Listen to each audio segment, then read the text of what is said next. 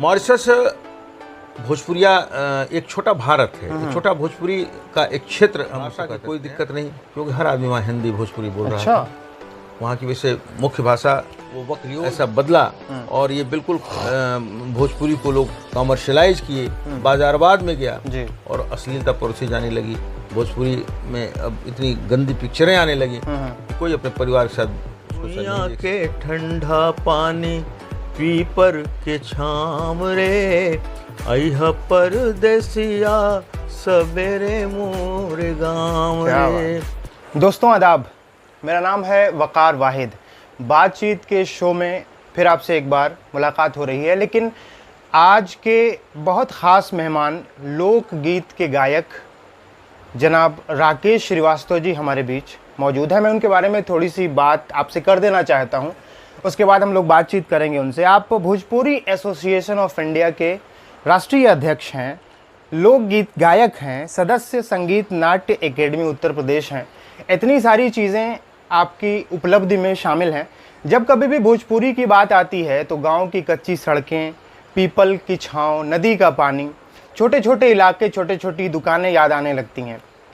और जब भी लोकगीत की बात होती है तो हम इस इलाके में, ख़ास तौर से पूर्वांचल के इलाके में और बिहार के क्षेत्र में, जो ये हमारा क्षेत्र है पूर्वांचल का, उत्तर प्रदेश का, यहाँ पे हमारी नज़र सिर्फ एक शख्सियत पे जाती है जिसको राकेश श्रीवास्तव कहते हैं। सर, बहुत स्वागत है आपका हमारे चैनल पे। तो आपके सफ़र पे भी हम लोग बात करेंगे, लेकिन उसके पहले जो हमारे लिए भी महत्वपूर्ण है और तमाम लोग जो हमारे आसपास के इलाकों में चर्चा होती है भोजपुरी के हवाले से, अभी लोगों ने देखा, हम सब ने देखा कि आपने लेटेस्ट मॉरिशस की यात्रा की। तो सबसे पहले हमारे दर्शकों को इस यात्रा के बारे में थोड़ा सा बताइए। जी बिल्कुल, ये मॉरिशस में जी 6 मई से लेकर 8 मई तक अंतर्राष्ट्रीय भोजपुरी महोत्सव का आयोजन किया गया था, जी, जिसमें अपने भाषा के संवर्धन संरक्षण के लिए ये कार्यक्रम आयोजित था ये। और मॉरिशस में लगभग हमारे इस पूर्वांचल के या उत्तर प्रदेश, बिहार के ही मूल निवासी लगभग हैं, जो कि आज से जो गिरमिटिया मजदूर हुए धीरे धीरे वहाँ पर बासिंदे हो गए। और आज गर्व की बात है कि आज भी वहाँ का प्रधानमंत्री, राष्ट्रपति हमारे मुल्क का ही है, उस गिरमिटिया मुल्क का ही वहाँ राष्ट्रपति है। अच्छा। वहाँ प्रधानमंत्री है, वहाँ पूरा मंत्रालय में जो भी मंत्री है वो हमारे अपने मुल्क के। तो प्रोग्राम किस तरह का था वहाँ पे? प्रोग्राम जो है भोजपुरी के संवर्धन और संरक्षण के लिए, भोजपुरी की लोक संस्कृति और हमारी विरासत क्या है। अच्छा, विरासत हमारी क्या है, जो हमारे पुराने सब चीज़ें लुप्त हो रहे हैं। जैसे हमारे शादी ब्याह में लोग गीत गाते थे, हर अवसरों पर गीत होता था। जी जी जी जी। लेकिन अगर देखा जाए तो नई पीढ़ी अब उस गीतों को बिल्कुल भूल चुकी है। और इसका कारण आज का सिनेमा भी है, आज का टीवी भी है जी, कि वो पश्चिम सभ्यता का अनुसरण करके हमारे संस्कृति को तहस नहस कर दिया। सिनेमा का भी एक दौर था जब वहाँ गीत होता था कि लाली लाली बिंदिया से चुए लाला लैया हो, या हे गंगा मैया तुम्हें पियरी चढ़ी वो। और उसके बाद से धीरे धीरे धीरे धीरे वो वक्त ऐसा बदला और ये बिल्कुल भोजपुरी को लोग कमर्शलाइज किए, बाजारवाद में गया और अश्लीलता परोसी जाने लगी। भोजपुरी में अब इतनी गंदी पिक्चरें आने लगी कि कोई अपने परिवार के साथ उसको शायद नहीं देख सकता था। इतने गंदे गीत आने लगे कि कोई अपने परिवार के साथ उसको नहीं सुन सकता था। इसके विरुद्ध हम लोगों ने एक अभियान छेड़ा कि नहीं, अपनी संस्कृति को, अपनी जो परंपरा है उसको हम लोग पुनः उसको पुनर्स्थापित करें, अश्लीलता के खिलाफ जंग हम लोग छेड़ें और अपनी जो संस्कृति है उसको नई पीढ़ियों में डाला जाए, उसको समृद्ध किया जाए, उसका संरक्षण किया जाए। बिल्कुल सर, हमारे जो दर्शक हैं, जो हमारे दोस्त हमको देखते हैं इस चैनल पे, वो सब इसी इलाके के, भोजपुरी के इलाके के और थोड़ा बिहार के लोग हैं। तो हम चाहते हैं कि शुरू में थोड़ा सा कोई अगर लोकगीत जो आपको बेहद पसंद हो हमारे दर्शकों को प्लीज़। जैसे आपने भी बात शुरू किया कि हमारी भोजपुरी में कुआं है, पीपल का पेड़ है, वहाँ हम लोग बैठ के बात करते हैं। उसी तरह की एक बहुत अच्छी हम लोग गीत गाते हैं कि कुइयाँ के ठंडा पानी पीपर के छाम रे, कुइयाँ के ठंडा पानी पीपर के छाम रे, अइह परदेसिया सवेरे मोर गाँव रे। अइह परदेसिया सबेरे मोर गाम रे। झुर झुर बहेला पवन पुरवैया, चुनरी पहिर जहाँ आवेली गुजरिया, चुनरी पहिर जहाँ आवेली गुजरिया, बाजे पैजनिया झनक झन पाम रे। अइह परदेसिया सबेरे मोर गाम रे।